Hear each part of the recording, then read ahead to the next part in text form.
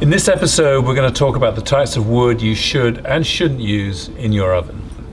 So lighting the fire in your oven begins with selecting well-seasoned wood. Seasoned wood is wood that's been split, left for around 12 months so the moisture content decreases to about 10% and it becomes very hard and dry. Seasoned wood will light more quickly and burn hotter and more efficiently in your oven. So just remember, the harder the wood, the hotter it burns.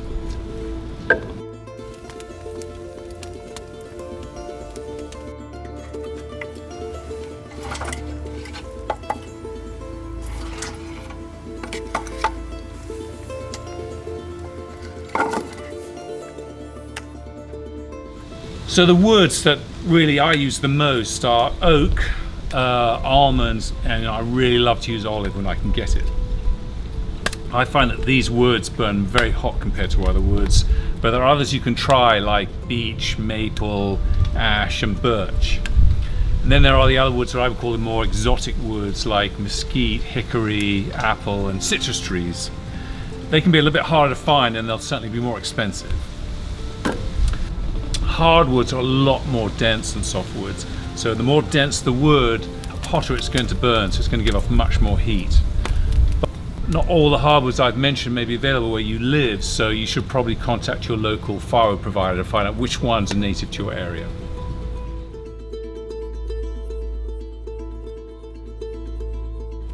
Right, let's talk about the size of your wood.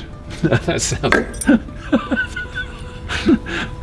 Never thought of it that way. Yeah. So your pieces of wood should be around 2 to 3 inches square and anywhere between 14 to 18 inches long. And then once your oven is ready, think about the kind of temperature you want to maintain. Larger pieces of wood like this are going to burn hotter and longer, so that's great for keeping your oven at a high temperature. But if you want a more moderate temperature, then feed the fire with smaller pieces of wood like this.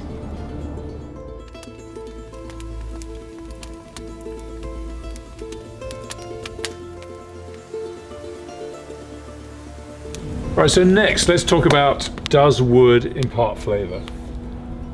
Certain hardwoods have more fragrance than others, particularly species like hickory, mesquite, and citrus trees like this. This is from a lemon tree. The flavor of that aroma gets into the food from the smoke emitted when you're burning the wood, like when you're using a smoker or a barbecue.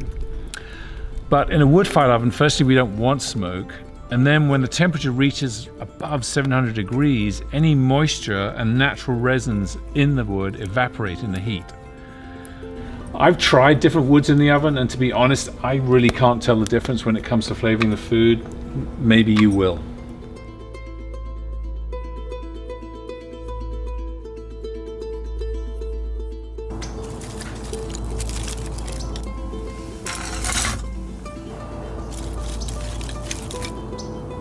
So you need something to help your fire get started, because you can't just light a log. A log's not going to light by itself.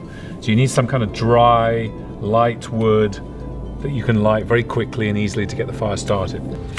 So wherever you buy your firewood, you should be able to get large kindling like this. They'll either give it to you or they'll sell it, a bag of it to you. This is a smaller kindling. In this case, it's grapevines. We have a grapevine at the house. We trim it towards the end of the summer, let these dry out. And these are a great way to get the fire started. I save leftover herbs, let them dry out. These light really quickly. This is an all-natural fire starter used for lighting fireplaces, barbecues, and wood-fired ovens. This is a really convenient way to get the fire started. And then, of course, there's good old-fashioned newspaper.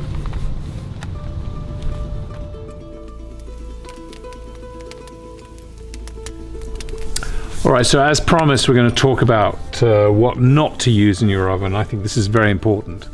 You want to avoid using woods like pine, redwood, fir, and I think cedar. These woods are either too soft and won't generate enough heat for your oven, or they can contain high sap and resin content that can generate thick smoke and leave hazardous amounts of residue and like creosote in your chimney.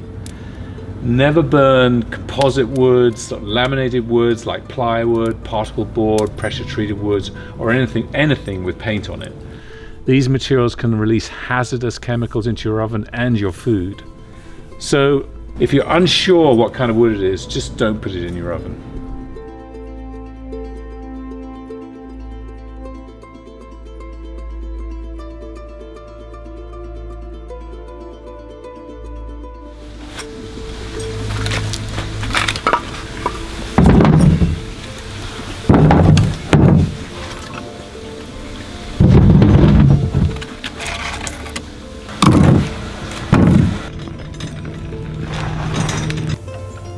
As you can probably tell, I use my oven a lot, which means I use a lot of the wood I have.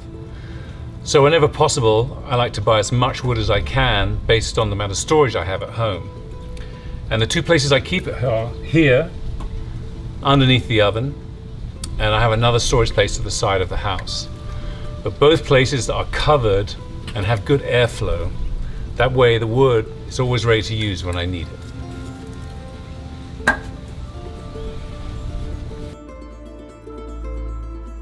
So those are my thoughts on the kinds of woods I like to use in the oven, and also the ones I really try to avoid. But if you have any comments or questions, we'd love to hear from you at thewoodfiredovenchef.com.